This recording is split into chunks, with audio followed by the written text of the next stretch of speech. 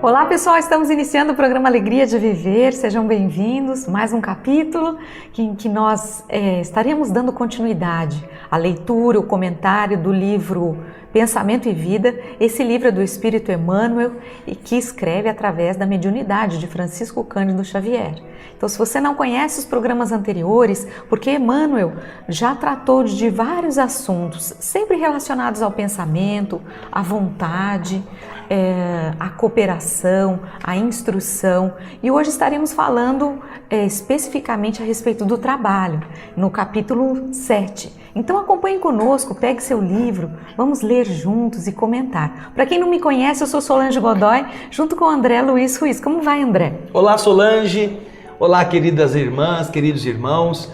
Mais uma vez, nosso desejo que você esteja aí do outro lado com vontade de também dar vida a isto que é o pensamento de Emmanuel.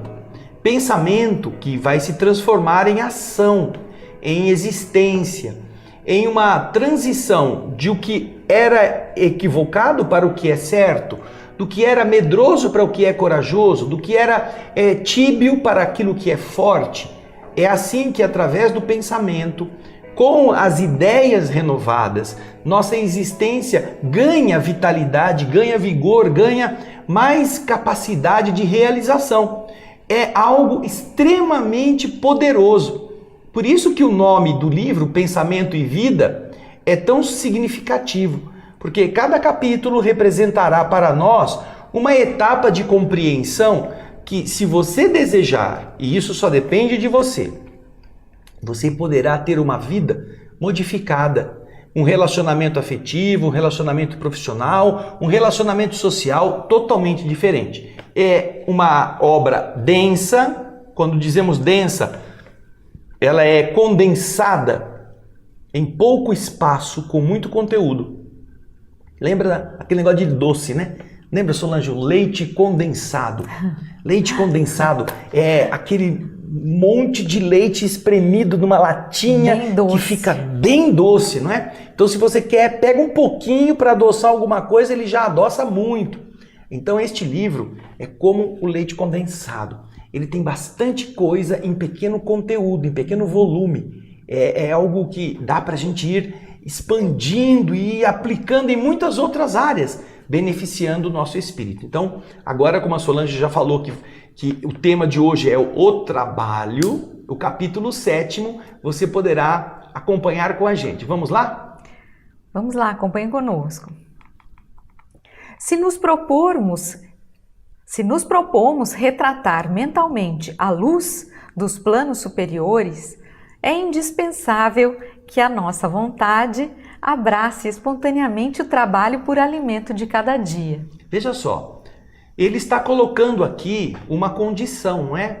Se nós temos o propósito de colocarmos na nossa mente o que significa a vida nos planos superiores, nós devemos, sem nenhuma dúvida, colocar a nossa vontade abraçando o trabalho como um alimento todos os dias. Por quê? Porque é através dele que o espírito se fortalece. Como através da comida o corpo se renova, o corpo se tonifica. Nos planos superiores você está vendo que o trabalho é comida. Olha só que interessante. Nunca pensou que fosse assim, não é mesmo? Mas isto é a realidade que Emmanuel nos apresenta. Vamos continuar na leitura do texto. No pretérito, no passado, era considerado atitude servil de quantos caíssem sob a marcha da injúria, da difamação. Aqui você vê, né, a marca da injúria, a marca daqueles que eram conquistados, dos que eram escravizados, dos que eram os derrotados, ela era marcada com o quê? Com a atitude de escravização. O indivíduo ia ter que trabalhar de sol a sol, era uma coisa considerada indecente. Então, no passado, o trabalho era encarado pelas coletividades como uma atitude de dependência, de escravização, porque haviam perdido na guerra ou porque perderam moralmente. eram então condenados a trabalhos forçados, eram pegos em atitudes indevidas e eram então submetidos a um tipo de punição através do trabalho. Aliás, Solange, é importante recordar aqui, é importante que você se lembre da definição da palavra trabalho. A palavra trabalho é decorrente de uma expressão latina. A expressão latina que é tripalium. Tripalium. A palavra tripalium designava um instrumento de tortura, que era composto por 3 paus, por isso o nome tripalium, 2 deles colocados em X, com um terceiro passando pelo meio. E neste instrumento, uma pessoa era amarrada, com os braços abertos e as pernas abertas para ser viciada, para ser agredida, como uma punição.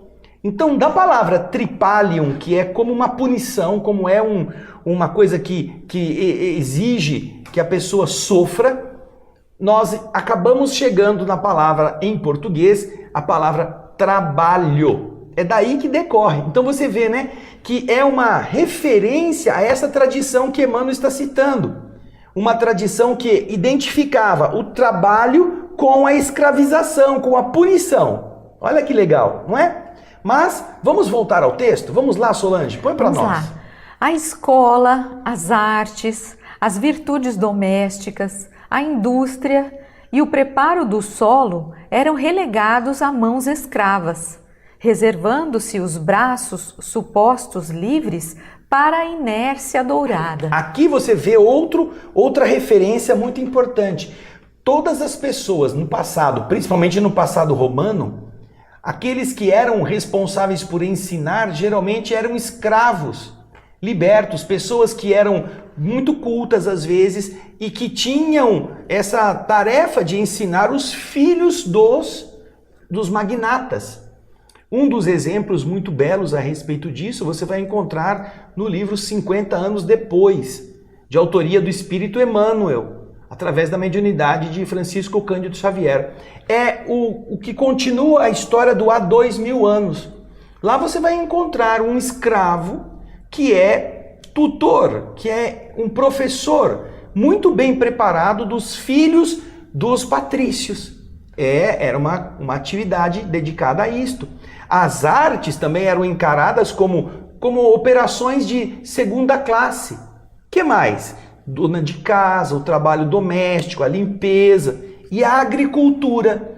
Sol, chuva, peso, esforço físico. Eles eram todos relegados a pessoas que eram tidas como servas, como serviçais. E isto representava o quê? Representava uma forma dos preguiçosos ricos não precisarem fazer nada. A inércia dourada que se refere o texto, ela era tida como uma enaltecida condição social por causa dos escravos e dos que tinham que trabalhar.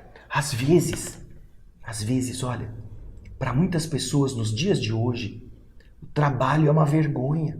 Trabalho é uma coisa assim, nossa, ele tem que trabalhar, coitadinho. Saiu daquela condição rica que não precisava fazer nada, agora ele tem que trabalhar. Oh, não é? Tem gente que tem esse raciocínio. É uma decaída social o fato de ter que trabalhar, não é, Solange? Principalmente os mais antigos, né? Que ainda muitos deles, dos antigos, tinham aquela mentalidade: a minha mulher, a minha esposa não vai trabalhar. Não quero que trabalhe. Era uma desonra ele ter a mulher dele precisar trabalhar. É como se ele não desse conta de cuidar do seu lar, não desse conta de manter a sua família, principalmente com os mais idosos, os mais antigos. Isso mesmo. Então, agora a gente vai continuar a ver o texto de Emmanuel aqui na sua explicação. Vamos lá? Hoje, porém, sabemos que a lei do trabalho é roteiro da justa emancipação. Sem ela, o mundo mental dorme estagnado. Fugir aos seus impositivos é situar-se à margem do caminho, onde o carro da evolução marcha inflexível, deixando para trás aqueles que se afinizam à ilusão da preguiça. A evolução é consequência do trabalho. Veja só que coisa preciosa. Por falar nisso, como o Emmanuel realça, Nós temos o Livro dos Espíritos. O Livro dos Espíritos é essa obra que eu tenho em mãos e que nós estudamos, seja na TV Alvorada Espírita, no YouTube, seja na TV Mundo Maior, também no YouTube. Nós estamos lendo e comentando todas as perguntas do Livro dos Espíritos. E na terceira parte do Livro dos Espíritos, nós temos as chamadas leis morais. Nas leis morais, nós vamos encontrar o capítulo 3, que fala sobre a lei do trabalho. Olha que interessante. A pergunta 675, Solange, do capítulo 3, que fala da lei do trabalho, o trabalho como uma lei do universo, Kardec pergunta aos espíritos: não se deve entender pelo trabalho senão as ocupações materiais? Aquelas ocupações que a gente fabrica coisas, que a gente empilha coisas, que a gente transforma coisas, que a gente constrói, que a gente demole, que a gente faz as coisas mudarem, essas coisas físicas. Estas são coisas que nós consideramos trabalho. Agora, além disso, tem alguma outra coisa que é trabalho? Geralmente a gente pensa, né, que o trabalho é só para ganhar dinheiro, né? Veja só o que os espíritos respondem. A resposta que eles dão a essa pergunta é não. Não se deve entender por trabalho somente as ocupações materiais. Não. O espírito trabalha tanto quanto o corpo. Nós trabalhamos também espiritualmente. Toda ocupação útil é um trabalho. Toda. Conversar é um trabalho. Orar é um trabalho. Ter companhia, fazer companhia a alguém é um trabalho, se for útil.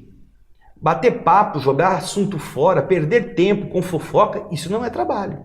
Isso é matar o tempo. Fazer coisas apenas para se divertir, sem aprender nada, não é um trabalho, é matar o tempo. Mas toda ocupação que for útil, isso é, pela lei do universo, considerado um trabalho.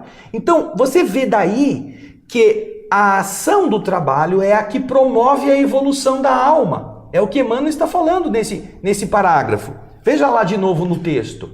Você vai ver aí. Hoje sabemos que a lei do trabalho é um roteiro da justa emancipação, da justa libertação do indivíduo. Sem a lei do trabalho, a mente dorme estagnada, ela não se modifica, ela não cresce. E fugir ao trabalho, ao esforço, é colocar-se à margem do caminho. Você não está andando na direção do avanço, porque a marcha da evolução é inflexível e deixa para trás aqueles que não gostam de fazer algo de útil, aqueles que apenas se apegam à preguiça. Olha só. Agora, o próximo slide vai mostrar a sequência aqui. O usurário, o avarento, não padece apenas a infelicidade de sequestrar os bens devidos ao bem de todos, mas, igualmente, o infortúnio de erguer para si mesmo a cova adornada, na qual se debilitarão as mais nobres faculdades do espírito. Ele para de crescer, ele não faz nada, ele só ajunta, ele só guarda para si. Além de ele prejudicar as outras pessoas que não serão beneficiadas, ele também condena a ele próprio a ficar estagnado e a debilitar todas as suas potencialidades. Aquilo que ele poderia desenvolver através do trabalho. Ele não precisa. Ele pode ficar contando dinheiro, ele não tem que fazer nada. Então, isto vai fazer com que o seu espírito também não avance. Agora continua. Não vale, contudo, agir por agir. Não é trabalhar por trabalhar, fazer o suor escorrer apenas para você dizer, eu estou trabalhando que nem um camelo. Trabalhar que nem um camelo, trabalhar que nem um escravo, trabalhar com uma pessoa que está com raiva de estar trabalhando, não é suficiente. Não é o odor vencido do nosso suor que vai dizer que você é uma pessoa valorosa. Não. Veja só o texto aí. Não é agir por agir. As regiões infernais vibram repletas de movimento. Do inferno também se trabalha, né? Se inferno pudesse ser considerado aqui como algo existente. Além do trabalho e obrigação que nos remunera de pronto, é necessário nos atenhamos ao prazer de servir. Olha que diferença.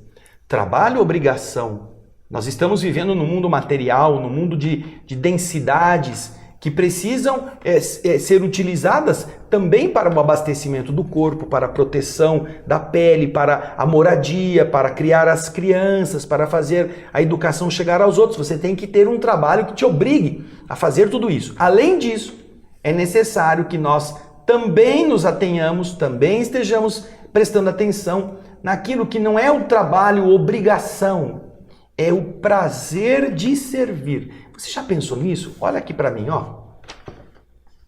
Você já pensou? Você já notou quantas pessoas odeiam segunda-feira? Adoram sexta-feira. Ai, graças a Deus, chegou o fim de semana. Mas no domingo, o pessoal fica mal-humorado, fica triste. Segunda-feira tá chegando. Domingo à tardinha, domingo à noite, a maior deprê.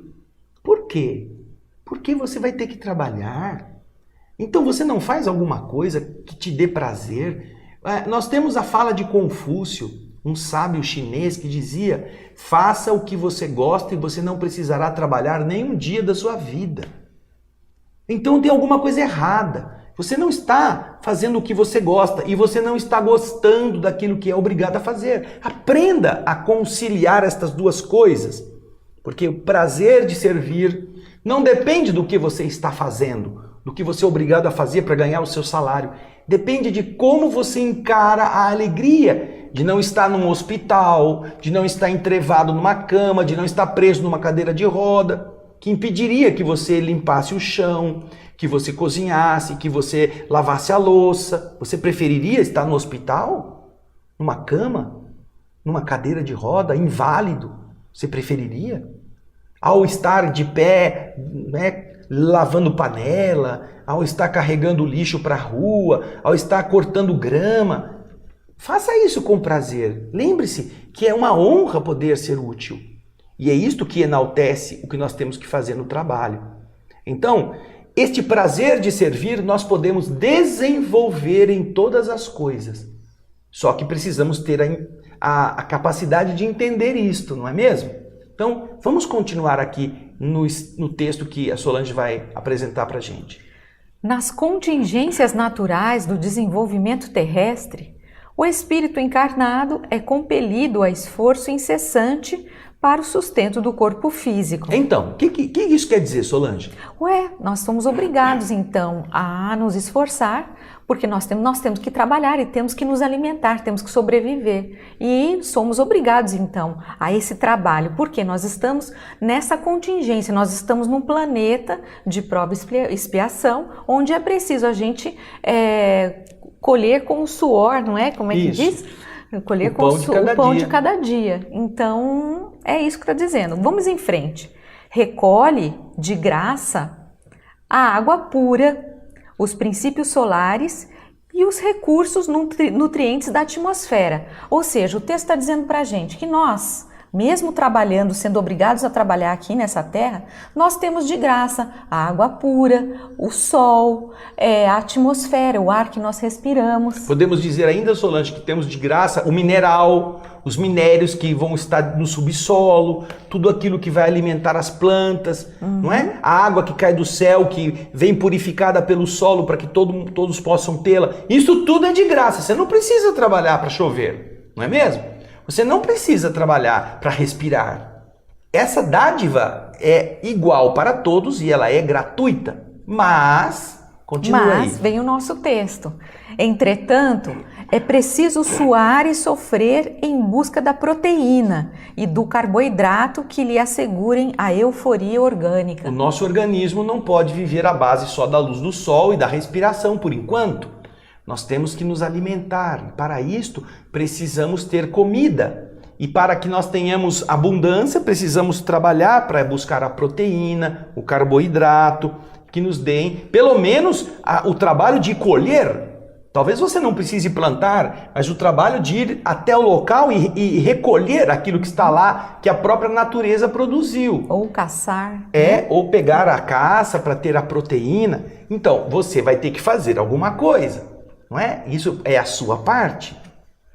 Embora preso As imposições do plano de obscura matéria em que transitoriamente respira, todo aquele que abre o espelho da própria alma aos reflexos da esfera divina, pode, desde a terra, desfrutar da alegria do serviço voluntário aos semelhantes. A alegria de ser útil. O serviço voluntário aos semelhantes produz uma alegria, que às vezes aquilo que nós temos que fazer para sobreviver não nos causa. Nós estamos presos a este plano de matéria densa, onde respiramos. Porém, se nós olharmos para as esferas superiores, a esfera divina, a vontade do Criador, que tudo que faz de graça, nós poderemos começar a desfrutar da alegria de fazer de graça aos nossos semelhantes. André, e no texto é assim: todo aquele que abra o espelho da própria alma aos reflexos da esfera divina. Olha só, a gente precisa então querer nos conectar, querer enxergar essa esfera divina, querer refletir essa beleza divina. E a partir daí nós conseguimos então servir com alegria, ter um entendimento mais amplo do que é o trabalho, que não é apenas esse suar para se alimentar e encher a nossa barriga. É algo que vai além, que é essa alegria de poder servir. Mas vamos seguir no nosso texto, porque ele fala assim: o trabalho-ação transforma o ambiente. O trabalho-serviço transforma o homem. As tarefas remuneradas conquistam o agradecimento de quem lhes recebe o concurso, mas permanecem ligadas, adstritas ao mundo, nas linhas da troca vulgar. Veja só, quando você trabalha atuando, você é capaz de modificar o ambiente à sua volta. Você é uma ação, você derruba uma árvore, você drena um pântano, você constrói um muro. É um trabalho em ação. Você tem condições de transformar o ambiente. Agora, quando você usa o trabalho como um serviço, o serviço é servir a algo, servir a alguém, servir a uma comunidade, servir como um instrumento que beneficia a todos, que beneficia aquelas pessoas que estão à sua volta. Você às vezes não vai construir nada. Você vai apenas prestar um apoio. E isso é trabalho. O trabalho-serviço transforma o homem. Enquanto que o trabalho-ação transforma a natureza. Transforma o prédio, transforma o solo, transforma o curso d'água. Agora, quando você ajuda uma pessoa, quando você cuida de um ferido, quando você dá um remédio, quando você não está construindo nada, você não está transformando a natureza, você está transformando o homem. Seja você como ser humano, seja aquele a quem você está servindo. Por isso que o trabalho-serviço transforma o homem. Diferente do trabalho-ação, do trabalho-atitude, que transforma coisas para que você possa ou desfrutá-la, ou possa vendê-la mais caro, ou possa tirar proveito de forma econômica, não é? De alguma vantagem. Continuamos aqui o texto. Essas tarefas remuneradas, elas fazem o quê? Elas conquistam agradecimento de quem recebe o concurso, quem recebe o trabalho, mas elas ficam presas ao mundo como uma troca. Você está dando o seu trabalho e a pessoa está te pagando. Você não terá uma relação de alegria, gratidão com a pessoa. Ela está te pagando. Geralmente, Solange, as pessoas até acham que foram mal pagas. Faço demais para receber o meu salário.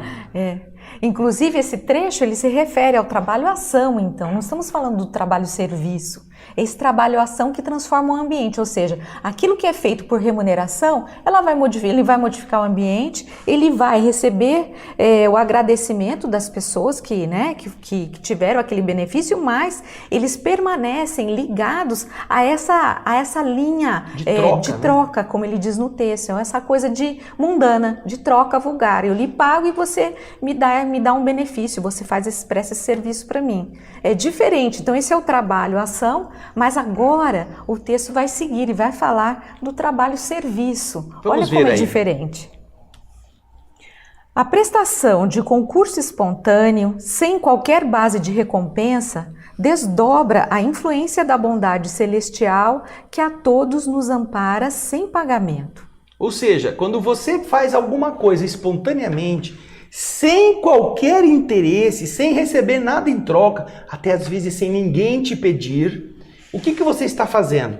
Você está pegando aquela bondade de Deus que purifica a água, que faz a atmosfera ficar limpa, que faz o sol aquecer toda a natureza, e você está desdobrando isso, fazendo com que essa influência espontânea não fique apenas na questão da natureza, estenda-se a outras pessoas, porque você a está multiplicando. Então, isto é a alegria, não é? Fazer parte, ser eco da vontade divina, que a todos ampara sem pedir nada em troca, sem pagamento. A maneira, aí está no texto, a maneira que se nos alonga, se nos cresce a elevação, nós entendemos com mais clareza a necessidade de trabalhar por amor de servir. Ser escravo por amor. Não é ser escravo porque alguém prendeu o seu pescoço no ferro, porque alguém está te chicoteando, ou porque você tem para comer, você tem que servir. Não. Ser escravo por amor. Desejar entregar-se. E isto é exatamente a beleza do trabalho, que eleva o indivíduo. Quanto mais elevado é o indivíduo, mais ele vai ligar o trabalho não ao lucro, sem dizer que isso seja mal, mas que ele vai extrair benefícios que são muito maiores ao seu espírito do que aquilo que ele vai ganhar naquela tarefa que ele realiza. E me parece que essa é a moeda do plano espiritual, esse servir por amor, servir por se doar. Essa é a grande moeda do plano espiritual. Então o texto continua. Podemos seguir, André? Podemos. Vamos lá. Quando começamos a ajudar o próximo, sem sofrimentos, nos iniciamos no aperfeiçoamento da própria alma, entrando em sintonia com a vida abundante. Nos círculos mais elevados do espírito, o trabalho não é imposto. A criatura consciente da verdade compreende que a ação no bem é ajustamento às leis de Deus, e a ela se rende por livre vontade. Aí você vê a marca da evolução da alma, onde o trabalho não é imposto. A criatura que tem noção dessa verdade, ela sabe que a ação na atitude bondosa, na atitude de construção no bem, é justamente aquilo que a faz estar acoplada ao influxo do sopro divino. Aonde que as leis de Deus encaminham as pessoas? É fazer a sua vela erguida no seu barquinho, aceitar o sopro da força divina e trabalhar ao influxo desse sopro, ao invés de querer fazer tudo o contrário. E deixar que este sopro, usando a pressão sobre o tecido da vela, faça o seu barco andar mais depressa. E isso faz você participar da realidade de Deus. Nós estamos imaginando que aquele ser que mais trabalha em todo o universo tenha se devotado a criar criaturas omissas, criaturas preguiçosas, criaturas que acham que tem que ganhar sem fazer nada. Aliás, a preguiça é marca do atraso. Vem aqui, olha, todas as pessoas que não suportam trabalho e que odeiam ter que sair do seu mundo e fazer alguma coisa de útil, mesmo quando elas recebam dinheiro, essas pessoas, elas são espíritos atrasados. O preguiçoso é um espírito débil, um espírito cuja evolução está em uma condição bastante retrógrada, bastante primitiva.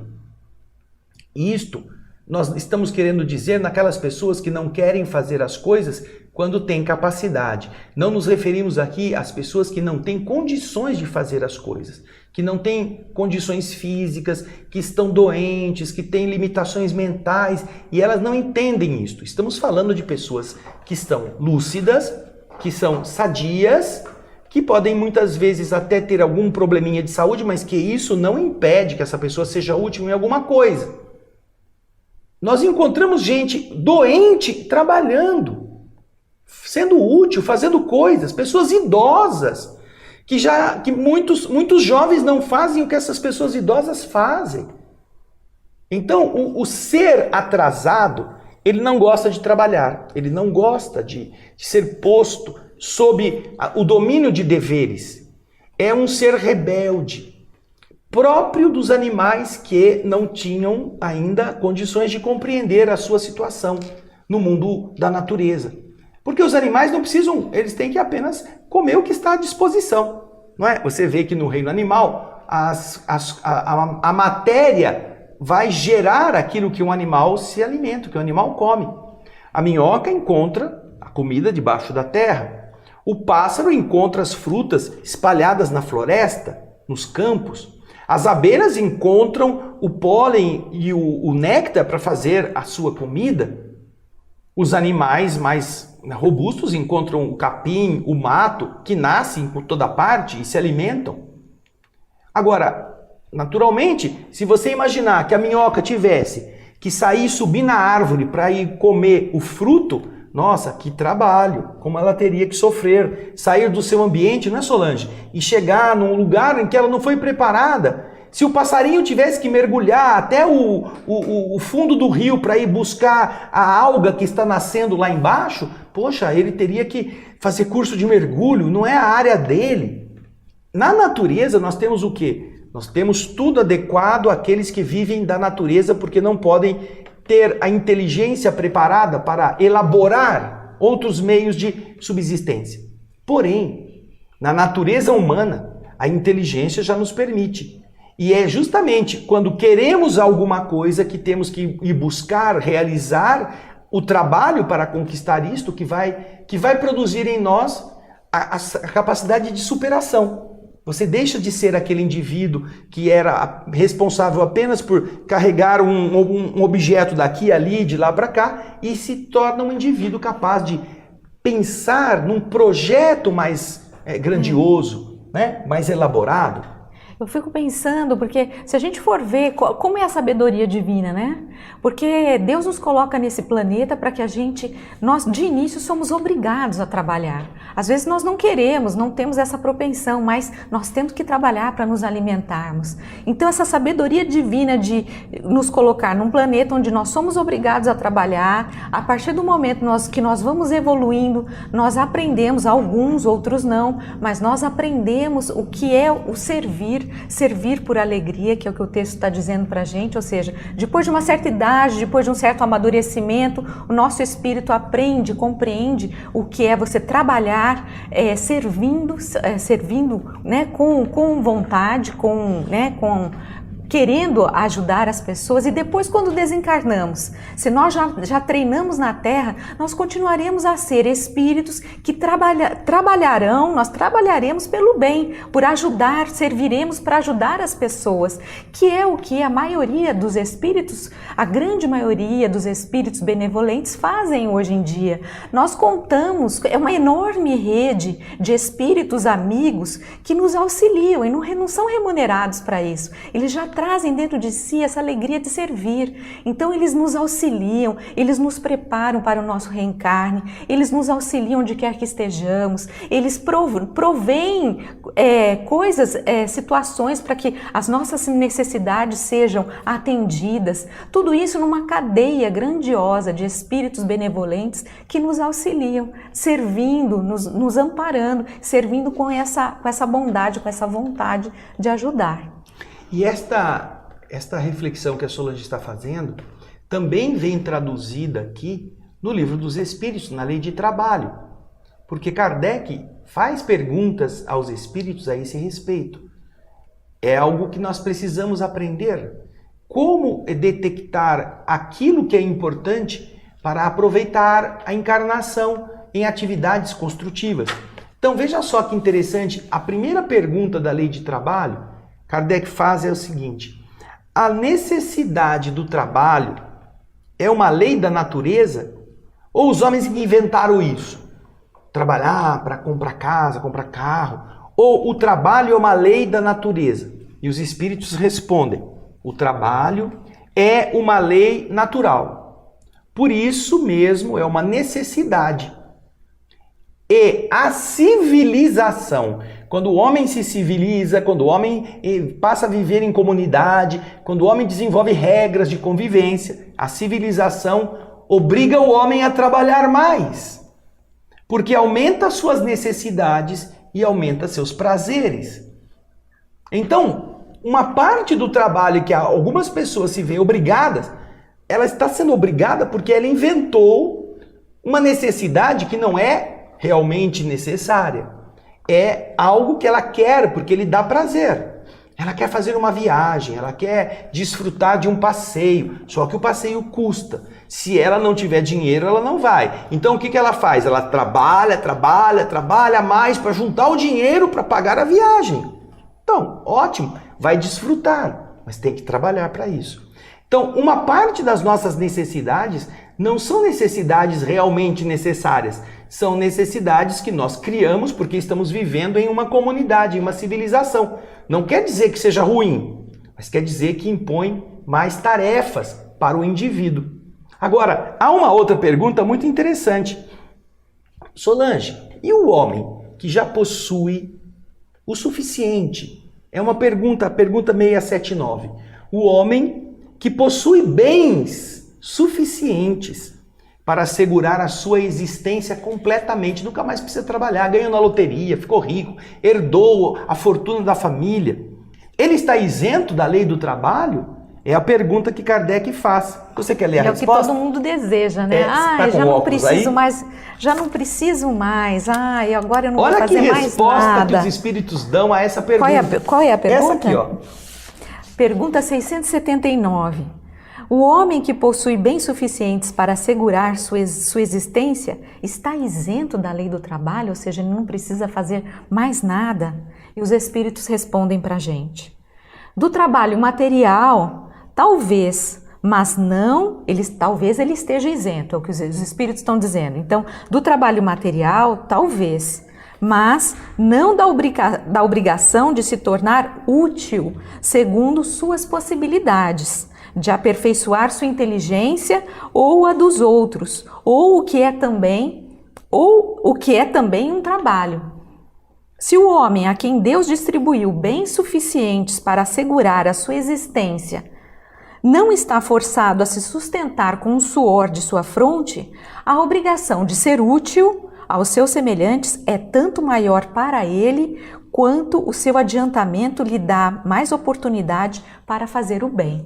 Ou seja, os espíritos são muito claros. Você pode não precisar materialmente mais trabalhar, né, para ganhar o seu sustento. Se você já tem isso assegurado, você tem obrigação de auxiliar, de servir, de ajudar as pessoas e também de se aperfeiçoar. Essa obrigação está dentro da lei natural, porque o universo funciona desta forma. Você já notou que as abelhas não têm fim de semana? Não tem feriado. Você olha a colmeia e fala assim, hoje é domingo, elas estão rezando. Não, tá todo mundo, amanheceu, elas já saem do buraquinho e já vão atrás de mel. É sábado, domingo, não tiram férias, não tem nada dessas coisas, porque elas estão cumprindo a lei da natureza, a lei do trabalho. Um único dia, a fonte não deixa de jorrar, porque hoje é feriado, o dia do trabalho, eu não vou trabalhar hoje.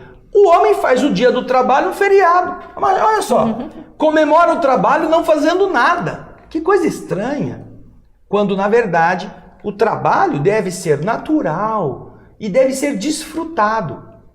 Porque boa parte daquilo que vai caracterizar a evolução do espírito é justamente o que ele possa fazer naquilo que o texto de Emmanuel nos apresenta, o trabalho na condição de serviço, o trabalho serviço, que muda o homem, que ajuda o homem a ser diferente.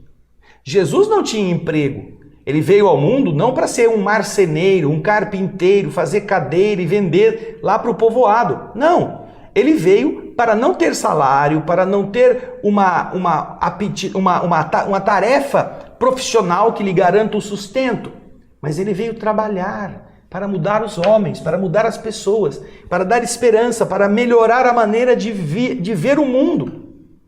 Quer trabalho mais precioso do que fez Jesus? E assim, tantos outros que muitas vezes deixaram o ganho material de lado, preocupados em servir para ajudar outras pessoas a descobrirem esta alegria, este prazer de fazer as coisas dessa maneira.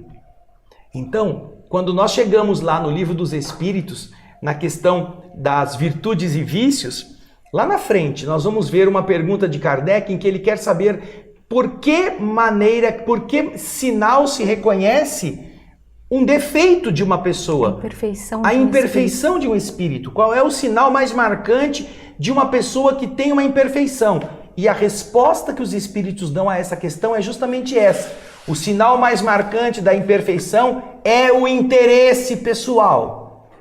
Interesse, querer ganhar, querer ter vantagem, que é não entender justamente essa magia do ser útil espontaneamente, isso que mesmo. É a alma divina em todo o universo. Não é mesmo, Solange? Isso, mas antes da gente encerrar, acho que temos mais um parágrafo. Vamos lá? Fim. Vamos, gente, último parágrafo, que fala o seguinte: por isso, nos domínios superiores, quem serve avança para os cumes da imortalidade radiosa, reproduzindo dentro de si mesmo as maravilhas do céu que nos rodeia, a espelhar-se por toda a parte.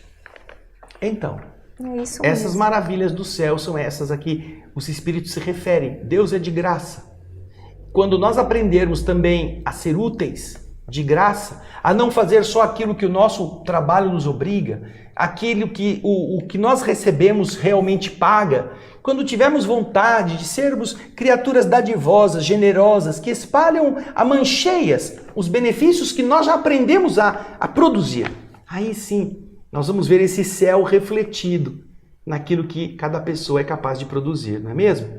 Então, Solange, é isso. E esse falando é um desse capítulo servir, lindo. Estou me lembrando que nós estamos falando sobre isso no programa Espiritismo Sem Mistério, quando nós estamos tratando do reencarne do Segismundo, falando do retorno à vida corporal, e nós estamos utilizando o livro Missionários da Luz para ilustrar esse trecho do Livro dos Espíritos. Essa terça-feira agora vai ter programa ao vivo com a Solange e comigo, isso às 16 mesmo, horas, na TV Mundo Maior. E então nós vemos que para o reencarne de Segismundo, nós vemos que existe uma quantidade de espíritos benevolentes que estão ajudando nesse processo, de um único espírito. Então nós vemos como é bonito esse entrosamento do plano espiritual para ajudar uma única pessoa, e como isso se estende como uma rede a todos nós. E isso é muito bonito e importante. Nós, com o tempo, passamos a compreender que esse é o trabalho mais precioso que existe, que é o de servir. Assim, nós estamos aqui para que você se sinta estimulado também a fazer isto com alegria, a não reclamar do que tem que fazer, a lavar a louça com um sorriso no rosto, a pegar uma coisa que está caída no chão antes que alguém te mande e não fazer de conta que não viu, assim, eu não estou vendo, não sei onde está o serviço, ninguém manda eu fazer nada, eu queria ajudar tanto, mas eu não sei o que fazer, não é? É assim que muita gente foge do trabalho, quando está fugindo, na verdade, da evolução do seu espírito. Então, não perca tempo, é muito precioso o que nós temos que fazer na Terra para a gente jogar fora com bobagem. Não é mesmo, Solange? Isso, esperamos que vocês tenham gostado, agradecemos a participação de cada um e nos vemos no próximo Alegria de Viver. E não esqueça, terça-feira tem Espiritismo Sem Mistério, às 16 horas. Ao vivo, você pode fazer pergunta lá na TV Mundo Maior. Entre lá no Facebook da TV Mundo Maior, ou no YouTube da TV Mundo Maior. Programa Espiritismo Sem Mistério. Isso, o Livro dos Espíritos está sendo lido e comentado, tratando agora do retorno à vida física, a alma que se prepara para reencarnar. Que trabalhão, hein? Mas é muito legal. Vamos lá, a gente espera vocês. Até lá, um grande abraço. Tchau. Tchau.